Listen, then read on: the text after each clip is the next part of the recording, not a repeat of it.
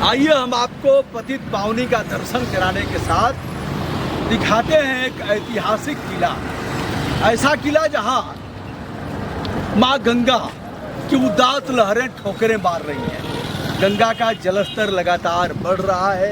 यह जलस्तर अब खतरे के निशान के पास है और कभी भी ऐसी स्थिति पैदा हो सकती है कि जिला प्रशासन सतर्क करे कि सावधान हो जाओ। दोस्तों, आप देख रहे हैं पतित पावनी गंगा को। भगीरथ के प्रयास से राजा सगर के 60,000 पुत्रों को तारने के लिए यह गंगा गोमुख से चल करके प्रमुख नगरों को जोड़ते हुए जाती है, मिल जाती है पश्चिम बंगाल में, जिस स्थान को गंगा सागर के नाम से जाना जाता है। आप देख रहे हैं गंगा के यहाँ तमाम घाट जिनकी शुरुआत यही है। मैं इस समय हूँ सामने घाट पुल पर, जिसका भव्य नज़ारा आप देख रहे हैं। लोगों का आना जाना। यह पुल 2 वर्षों पहले इसका उद्घाटन किया गया था, जबकि सपा गवर्नमेंट में इसकी आधारशिला रखी गई थी, शुरुआत की गई थी, लेकिन माननीय प्रधानमंत्री जी ने इसका उद्घाटन किया था। आप अगर इस तरफ देखेंगे तो यह संगीत एकेडमी है और बगल में जज साहब लोगों का आवास है। यहाँ आते हैं लोग, रहते हैं। दोस्तों, आप इन घाटों का एक बार अवलोकन करिए। और यह बीच से ही जो बड़ी क्षमता के बिजली के तार खींचे गए हैं, उनके भी पोल को आप देख रहे हैं। आज इस तरह से पिलर तैयार करके और गंगा के मध्य में इसका निर्माण किया गया है। इधर पीपा पुल पहले का था, इसे कहीं और स्थापित करना चाहिए, लेकिन अब खेल होगा, नए पीपा पुल निर्मित किए जाएंगे, खरीदे जाएंगे। इसलिए वह निष्प्रयोज्य है। अगर उसे समय रहते बेच भी दिया जाएगा तो काफ़ी पैसे मिलते, लेकिन ऐसा होगा नहीं। मैं जिसकी बात कर रहा था, आता हूँ, उसे दिखाता हूँ। और दोस्तों, गंगा की लहरों को आप एक बार नज़दीक से देखिए। देख करके आप रोमांचित भी होंगे और भीतर से डर भी पैदा होगा। डर पैदा होगा यह सोचकर कि अगर मैं इसमें चला जाऊंगा तो क्या होगा। लेकिन कुछ अल्प विवेकी लोग जो त्वरित निर्णय लेते हैं, किसी तरह से तनाव में इस प्रकार ग्रसित होते हैं और साध की पराकाष्ठा जब होती है तो इसमें कूद जाते हैं। बहुत से ऐसे प्रेमी जोड़े भी आते हैं जो हताश निराश होकर के प्यार उनका परवान नहीं चढ़ पाया, समाज ने उसे रोका, तो वह लोग भी इसमें कूद करके जाते हैं। ऐसा करने की ज़रूरत नहीं है। जीवन बड़ा बहुमूल्य है और इसको पूरे तबीयत से जीने की ज़रूरत है। दोस्तों, बताते चले, यह देख रहे हैं। अब मैं एक छोर पर था, आपने घाटों का अवलोकन कर लिया है। तमाम घाट हैं जिस पर पानी चढ़ गया है। एक 80 घाट और दशाश्वमेध, मणिकर्णिका, कुछ ऐसे घाटों को छोड़ करके शेष घाटों पर अब जाने लायक नहीं। फिर घाट घाट लोग चलते चलते, मैं भी कई बार घाट घाट चलते हुए पहुंच गया हूं, तो अब वह स्थिति नहीं। दोस्तों, अब मैं दिखाता हूं आपको, उस किले का अवलोकन कराता हूं जिसका निर्माण 270 साल पहले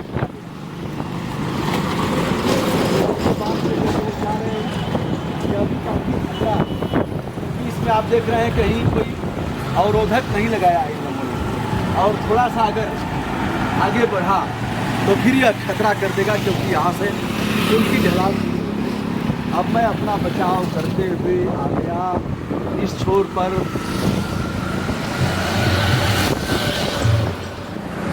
तो दोस्तों, अब हम आ गए हैं रामनगर के किले के पास। बीच में गंगा है, पवित्र गंगा। रामनगर का ऐतिहासिक किला, यह धार्मिक प्रतिष्ठान है, ऐतिहासिक प्रतिष्ठान है और इस किले को देखने के लिए दूर दूर से लोग आते हैं। एक बार मैं भूटान गया था। मैंने भूटान वासियों से वार्ता करते हुए पूछा उनके राजा के बारे में, तो उन्होंने कहा, राजा मत कहिए, यहाँ का राजा हमारा भगवान है। उसी प्रकार लोग रामनगर के राजा को भी यहाँ दैवीय रूप में मानते हैं। अगर रामनगर को अलग कर दिया जाए वाराणसी से तो वाराणसी का एक तरह से कोई मतलब नहीं रहेगा। अगर हम मानस की बात करें तो मंदिर मंदिर प्रतिकर शोभा, देखें यह अगणित योद्धा। यह हनुमान जी जाते हैं तो उस समय वो स्वामी तुलसीदास जी ने वर्णन किया है, मंदिर मंदिर प्रतिकर शोभा, देखो जहाँ अगणित योद्धा। ऐसे करके फिर कहा कि मंदिर महु न दीखि बैदेही, कहीं सीता माता सीता दिखाई नहीं दी। बहरहाल यह प्रसंग इससे जोड़ते हुए इसको नहीं देखा जा सकता, लेकिन जो मंदिर लंका का जो चित्रण किया गया था वो स्वामी तुलसीदास जी ने किया था। बनबाग उपवन वाटिका, सरकूप वापी सोहनी, इस तरह से। तो इसी प्रकार यह रामनगर के किले में भी है। यहाँ कभी वेद व्यास रहते थे रामायण के काल में, तो वेद व्यास का भी मंदिर यहाँ बनाया गया है। और इसमें सरस्वती का भी मंदिर है। दोस्तों, यहाँ तोपें भी हैं, यहाँ पुराने जमाने की बंदूकें हैं, यहाँ ढाल है, तलवार है, राजा जिसमें चलते थे वह पुराने जमाने की पालकी है। इसमें शेर और हिरन के बाघंबर और वह है जिस पर साधु महात्मा बैठ करके तपस्या करते थे, वो अभी है। और इस किले में बहुत सी चीज़ें ऐसी हैं। इसमें एक अत्याधुनिक म्यूजियम है पहले के ज़माने का, लेकिन उसे लगातार सजाया और संवारा गया है। यद्यपि यह किला काफ़ी जर्जर हो गया है। एक बार किले का अवलोकन हम फिर से कराना चाहेंगे। यह किला काशी की शान है, यह काशी का अद्भुत नज़ारा है। यह किला काशी की मीमांसा और विशेष शान है। यह रामनगर है। पुल के हम आधे से अधिक भाग पर आ गए हैं और थोड़ी ही रामनगर जवाहरलाल बहादुर शास्त्री का पैतृक निवास हुआ करता था। उनके निवास जीर्णोद्धार के लिए हम लोगों ने प्रेसिडेंट ऑफ इंडिया से लेकर के मुख्यमंत्री प्रधानमंत्री सभी तक लिखा पढ़ी किया था। और दोस्तों, आज से दशकों पहले यहाँ 3 दिन तक धरना दिया गया था। सारे पेपर की कटिंग है, लिखा पढ़ी का है, RTI लगाया उसका भी जवाब है। लोग कहते हैं ना कि आप तो बोलते रहते हैं, बोलता नहीं हूँ, कलम चली है लगातार। तो आपने यह देखा रामनगर का किला और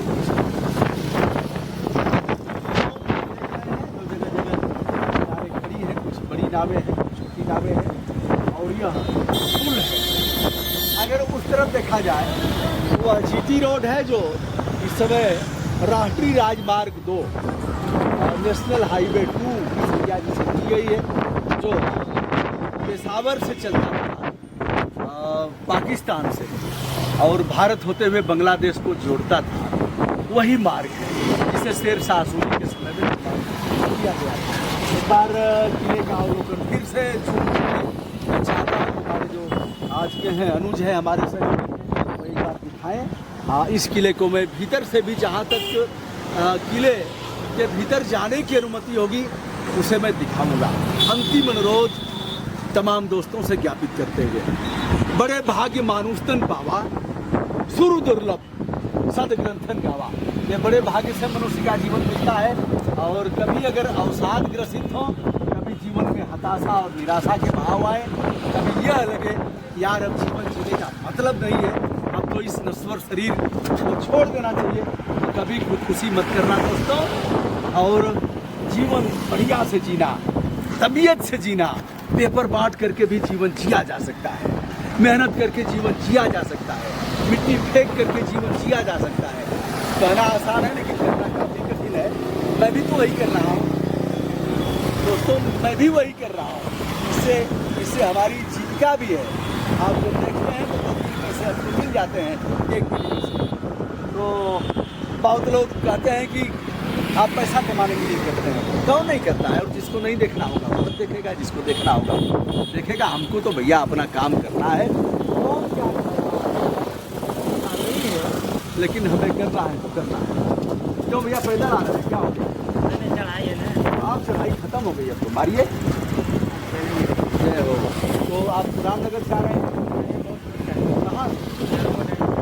जरूर यहाँ कुछ करते हैं, कहाँ?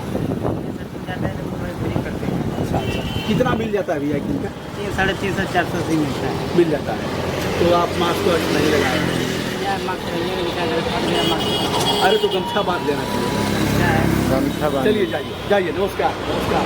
देखिए ठेला वाले भाई बड़ी मेहनत हुई है चढ़ाई करने में ना। तो रामनगर में नहीं बिकता है क्या? नहीं बिकता है रामनगर में, लेकिन रेट नहीं मिलता। रेट नहीं मिलता है। प्याज क्या रेट है इस समय? 25 रुपया किलो। और पसेरी में देना होगा तब 120 5 रुपया किलो। यह है ठेला में प्याज। कहाँ से उठाते हैं? रामनगर में। और रहने वाले इधर के चढ़ करके जाते हैं, चढ़ करके आते हैं। तो आपका तो 2 किलोमीटर इधर, 2 किलोमीटर इधर, 4 6 8 9 किलोमीटर 10 किलोमीटर हो जाता होगा। क्या नाम है भैया आपका? इम्तियाज। इम्तियाज भाई। तो बच्चे पढ़ रहे हैं ना?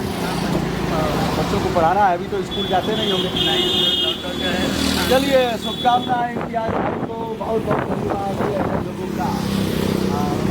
मेहनत मजदूरी करना और पेट पालना जीविका के साधन इसका आप देख रहे हैं। एक भाई और मिल गए हैं। नमस्कार भाई। क्या क्या है? चावल है। तो कहाँ से लेकर जाते हैं? जमालपुर जतौली से?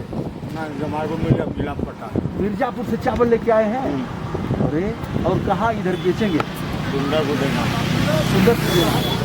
तो कई किलोमीटर आपका हो गया है? आपका 35 किलोमीटर आगे जाने आगे में हमने 22 किलोमीटर आ गए। अच्छा 22 किलोमीटर आएंगे, 22 किलोमीटर जाएंगे, 44 किलोमीटर। ये कौन सा चावल है भैया? कितना किलो? 38 रुपया। अच्छा तो आपके चावल की मांग उधर होती है ना, लोग तो लेते हैं भैया लेते हैं। क्या नाम है? श्यामनाथ गुप्ता। श्यामनाथ गुप्ता को हमारा नमस्कार। श्यामनाथ जी आप बहुत अच्छे हैं। ये है मेहनत कश लोग, ये है भारत के श्रमिक। 22 किलोमीटर आना, 22 किलोमीटर जाना, और इतनी मेहनत करके आगे और लोग हैं।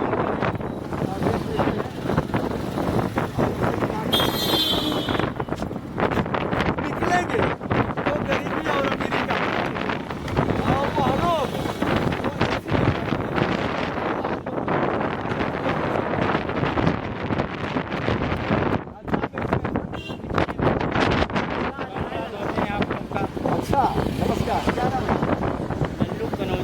लल्लू कनौजिया साहब से हमारी मुलाकात हो गई और थकान हो गई है, तो थोड़ा सुरती उर्ती ठोक करके और फिर एक आध पीड़ा लिया जाए। भैया का नाम? चन्नर कनौजिया। रामचंद्र असली नाम नमस्कार। देखिए नाम असली है रामचंद्र, लेकिन हो गए चन्नर। गांव में ऐसे ही लोग बुलाते हैं। तो भैया कहाँ ढूंढते हैं आप? अच्छा सामने ढूंढते हैं। लोग व्यवहार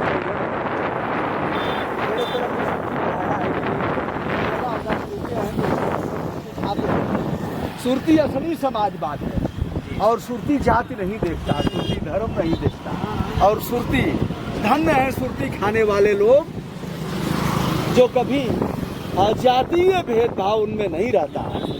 सुरती ठोका और दे दिया किसी को तो नहीं हम नहीं खाते। खाते तो हम जरूर लेते आपसे। तो यह है कनौजिया साहब गंगा के उस पार कपड़े धोते हैं और ले जाते हैं, प्रेस भी करते हैं। तो पहले तो प्रेस हुआ वाला कोयला वाला होता था, अब तो रहा नहीं कहीं। नहीं अभी भी है। अभी भी है। अच्छा लेकिन आप लोग बिजली वाले से करते हैं? बिजली वाले से? अच्छा दोनों से। तो कितना एक दिन में आप कपड़ा तो परिवार के लोग सर कपड़ा मिल ही नहीं रहा है, से कपड़ा नहीं मिल रहा है, काम की कमी नहीं है। अरे बाप रे, देखिए कि यह बात भी छन करके आई। और यह बात यहाँ पर 100 कपड़ा लेके हम जाते थे। हाँ। और कहाँ कपड़ा मिल रहा है 15 का 16 थे। हाँ। बताइए क्या हम लोग खाएंगे, क्या करेंगे, बाल बच्चे कैसे रहेंगे। अच्छा यह चावल गेहूँ कुछ मिला, अनाज वनाज? सर चावल गेहूँ मिल के क्या हो गया? हाँ मान लीजिए अगर कि हमको 10 किलो चावल 10 किलो गेहूँ मिल जा रहा है, हाँ तो उसे हम कै दिन खाएंगे? सूखे तो खाएंगे नहीं। सही बात, सही बात। अच्छा, आपका देहात में घर है कि शहर में? यही शहर में रामनगर चौक अच्छा, चौराहा। शौचालय वगैरह बना है? जी हाँ। बन गया है। हाँ। बाहर कोई नहीं जाता है? नहीं, लेकिन अभी भी भैया ये लोग गंगा के किनारे जाते हैं लोग शौच के। ऐसा है कि आदमी जैसे आप आ गए सर कि हमको खड़ा होकर तो हवा पानी लेने, हाँ, तो लोग अपना निकलते हैं घर से, हवा पानी ले लें, नहा निकल के अपना घर चले जाते हैं। अच्छा भैया, ये गंगा में जैसे कपड़ा धोने के लिए मना करते हैं, तो आप लोगों के पास कोई ऐसा संसाधन है कि घर में कपड़े धुल लें? हाँ, मना करते हैं लोग। हाँ, मना करते हैं। देखिए, चूंकि इनकी जीविका है, गंगा नदी एक सार्वजनिक उपताप है। MC मेहता बनाम भारत संघ के मामले में सर्वोच्च न्यायालय का महत्वपूर्ण निश्चय है कि मरे हुए पशुओं की लाश है और मरे हुए लोगों को गंगा में प्रवाहित नहीं किया जा सकता। गंगा में, नमस्कार, तो आप लोग ऐसा मांग करिए कि कपड़ा धोने के लिए पानी मिल जाए। बनारस में बड़ा बड़ा शहर, उधर घाट हो गया, रामनगर में कोई घाट ही नहीं। देखिए, मैं यहाँ के रामनगर के नगर पालिका परिषद से, नगर पालिका परिषद है, चाहेंगे कि इनके कपड़े धोने की ठीक है, तो हर स्तर पर पहुँचाना है अच्छी बात। और बच्चों को खूब मन से पढ़ाइएगा, ठीक है? चलिए, हमारी शुभकामनाएं। कुछ लोग आते ही गए और कारवां आपने देखा और हमने दिखाया। यह अपनी रोजी रोटी की बात कर रहे हैं। आज काफ़ी दीनहीन दशा में यह लोग पहुँच गए हैं। विनम्रता के साथ ब्रजभूषण दुबे का नमस्कार स्वीकार करिए। ऐसे तमाम मुद्दों पर आवाज़ उठाने की ज़रूरत है और सरकार को भी जगाने की आवश्यकता है। लोगों में भी जन जागरण पैदा करने की जरूरत है। विनम्रता के साथ हमारा नमस्कार स्वीकार करिए। मैं हूं ब्रजभूषण दुबे, यूट्यूब चैनल ब्रजभूषण मार्कंडेय से, आज अपने सहयोगी अनुज के साथ। धन्यवाद।